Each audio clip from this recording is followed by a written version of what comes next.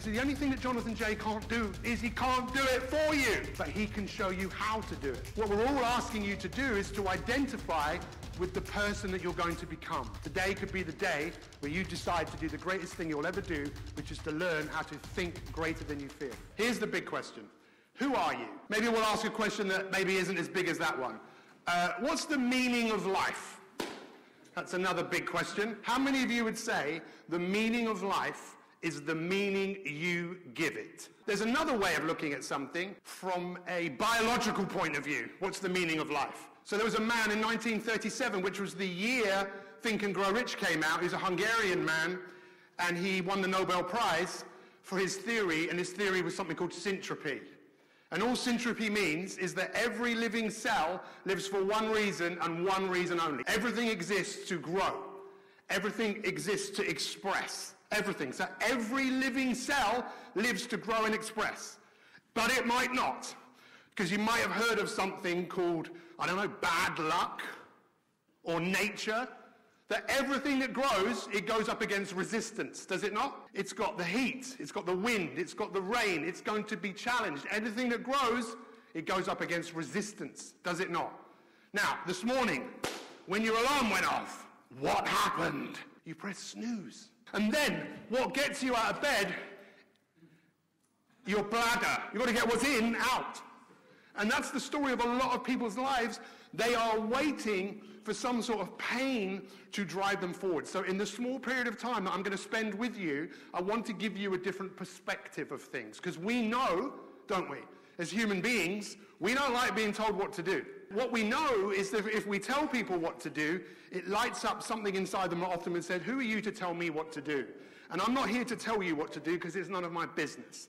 And we know that one of the biggest challenges in the world right now is what? I'm right and you're wrong. That's it, isn't it? Can you think of the history of humanity?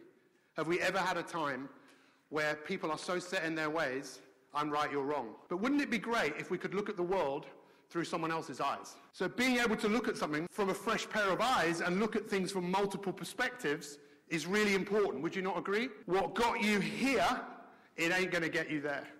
It's not. Something has to change. Imagine that you, 15 years ago, is outside that door, okay? So just hang on, they're just out there. They're not coming in, because of course if they came in, you'd be really embarrassed. Wouldn't you? You'd think, oh my God, I can't believe she was a... When you look back at who you were, what do you see? Just to help you out here, how many of you are a bit embarrassed by the person that you were? Slightly embarrassed. Just think, I can't believe I was that person. I can't believe I used to think that way. I can't believe I used to act that way. You look different. You act different. You've done different things. Your hair is different if you've still got hair. You don't go to the same places. I used to go to Magaluf when I was really young. I have changed. See, the point I'm trying to make is this. You have done so well to get to this point in your life. You know it. If you really stopped and you looked at who you are and you took a moment to stop, you know that you're proud of the person that you've become. We might not be where we want to be, but I don't know what it took to get here, but I would imagine it's taken courage, effort, determination, focus, sweat equity. How many of you have worked your nuts off, if you have nuts, to get to this point? It has been tough. Buying a business is just so rewarding. And I've put together a free training showing you exactly how I do it. If you look in the video description below this video, there is a link. You click the link, you're taken through to the training, watch the training, and I'll show you exactly how to buy a business successfully. You go back 15 years and you're looking at where you are now, how many of you would go, I can't believe that's me? And the challenge with all of this is to wake up to the fact that you probably didn't consciously choose to be this person. You became this person kind of by chance, kind of by reacting. Very, very, very few people know who they want to be. There are incredible examples, and I want to give you some examples of this. Who's heard of Mr. Beast? Don't worry if you haven't heard of Mr. Beast, but he is the most successful YouTuber of all time. When he was 17 years old, he had, I think, 12,000 subscribers on YouTube. That's not bad. He made 4 videos. And in those videos, he's talking to his future self. You can watch the videos.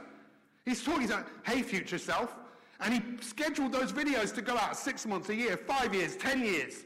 He started to build a compelling relationship to his future self. Gandhi, one of the things he said is, be the change that you want to see in the world. So here's Gandhi, failed lawyer, humiliated, goes to South Africa, sits on a train. Someone comes up to him and says, you can't sit there. He goes, why? He goes, you're Indian. This is the white-only section of the train. That lit a fire in him. That fire never went out. He became a different person. Maybe it sounds too good to be true, but if Mr. Beast can do it, if Stephen Bartlett can do it, if I can do it, you can do it. Because as much as you could imagine who you were, could you imagine the person that you're going to be? Now, Gandhi massively influenced Martin Luther King. I don't know whether you know this, but Martin Luther King got the idea of using non-violence from Gandhi. He saw what Gandhi did. Gandhi stopped millions of people being killed because of the person that he chose to become.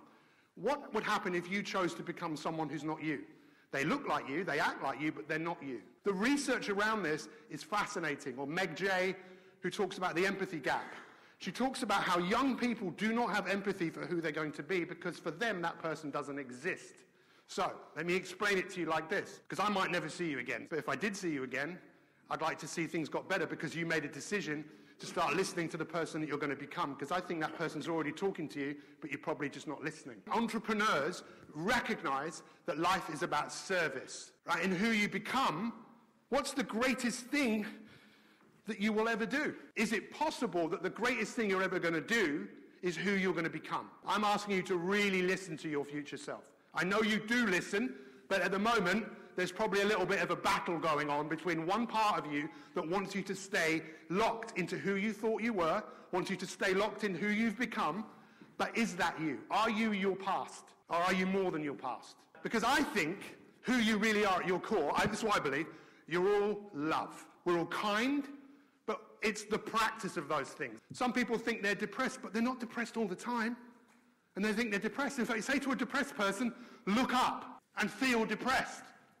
It's impossible. You have to look down. So to realize it's a lot easier to move through the challenges in life when you know who you are. But that's why being able to work through so you can uncover the layers to get to the point where you know who you are. What is there in the world that you would want to do so much that you would pay for the privilege of doing it? It's probably not going to surprise you, but I would pay to do this. I can be self-conscious when I'm speaking because I'm worried about what you think about me. So I won't be myself. I'll try and be something else. But if I could just learn to be me and realize that this is what I'm meant to do, then it all becomes a lot easier. So knowing who you are at your core is a big question, and I'd like you to go away and actually maybe think about that really deep down. But let me just bring a few things together, and then I can give you something you can take away that I think if you apply what I'm going to say, everything is going to change. Everything. How many of you have been driven in what you do because of the pain of where you came from? Right? Many people were driven by that, a dissatisfaction of working for someone else. And it was pain that drove them away from there. And it's a dangerous thing because once you're out of pain, most people will go back to where they were before because of their identity. Identity means the state of being the same. Our identity is who we think we are, and most people think we are who we were. When buying a business, you need a great lawyer on your team. So why not use mine? His name is John Andrews, and his details are on the screen. So I don't know how many of you have been to the gym in the last few days. Why has everyone else not gone? It's pretty obvious. They don't like it. That's the last thing they want to do. So you're always going to feel what? You're always going to feel resistance. You will always feel it. It's part of growing something. But how did you grow what you've already grown? Because you've moved through resistance. How much more resistance are you going to have to move through in growing your business? How many times will you leave here and have to do something and guess what? You ain't going to feel like it. There's an athlete called Sally Gunnell. Some of you remember her. Sally Gunnell completely changed my life. I used to moan.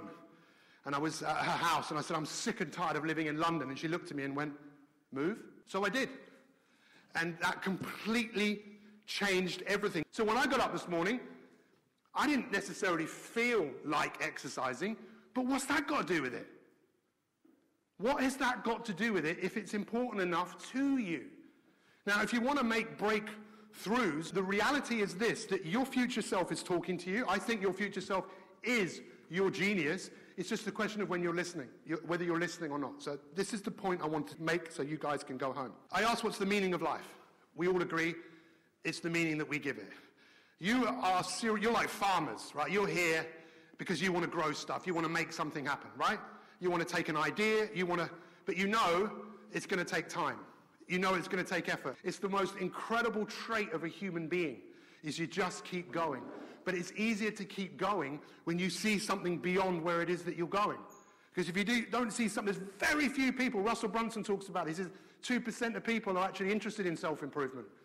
You know, they get up every day and just improve for no reason. Everyone else, I need a reason. I need to see where this is actually going. I see something beyond where I am. And this is what I'm challenging you to do. And this is it. Why do we have a body? My God, this is so deep, isn't it? Why do we have bodies? We have a body because this wants this to do something, right? Think about it. Why did we learn to make noises? You learned to move because you wanted something, but did you give up? Did you give up? No, because if you'd given up, because it was painful, don't know if you remember, you probably cried, but you didn't give up. Why? Because this was the master. This did not care what this felt. This did what this told it to do. How many of us, it's all changed? You can let go of that now if you want to, or you can keep holding it. Just a bit of tension. That's why exercise is important, because it's a form of tension that can allow you to move through the tension and the difficulty that you're going to face. This whole thing, this whole experience of being here, what we're all asking you to do is to identify with the person that you're going to become. Today could be the day where you decide to do the greatest thing you'll ever do, which is to learn how to think greater than you feel. Because what's happened for most of us is our bodies are now the masters, right? What I mean by that is, how many times in your life have you ever had the thought of doing something? Let's just use exercise, for example, or going for a walk, but then you haven't felt like doing it. Where does the thought go? It goes from your head. What is the thought? It's chemicals, right? The chemicals turn into what? Feelings. Where do you feel a feeling? Somewhere in your body, right? So then, your body then tells your brain that you were right for having that thought, so then you have the same thought. And then you wonder why. I don't feel like it. What's the hardest thing to do? Just get started. Just get started. Just get started. That's why Mel Robbins, who's written the book, The 5-Second Rule, this whole thing of 5, 4, 3, 2, 1, just start.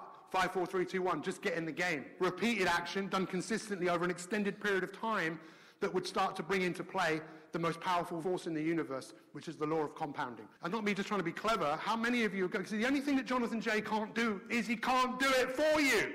He can't. He cannot do it for you. But he can show you how to do it. The question is, how far do you want to go? My wife, who sadly isn't here anymore, was the most incredible human being. She didn't relate to where she was. In 2011, when she was diagnosed and given 18 months to live, she decided that she was not going to be a victim of where. She got well, she got healthy, but you know what? Sometimes it happens. But what was amazing about her was when she was given 6 months to live in December 21, again, a bit, she was down for a while, but then she rose up. And her motto was this: just get on with it. Because I tell you, with anything that's worth doing, it's going to be challenging, it's going to be hard. So I know that you are ready to be the hero that you're looking for and to take decisive action. I want to thank Jonathan from the bottom of my heart.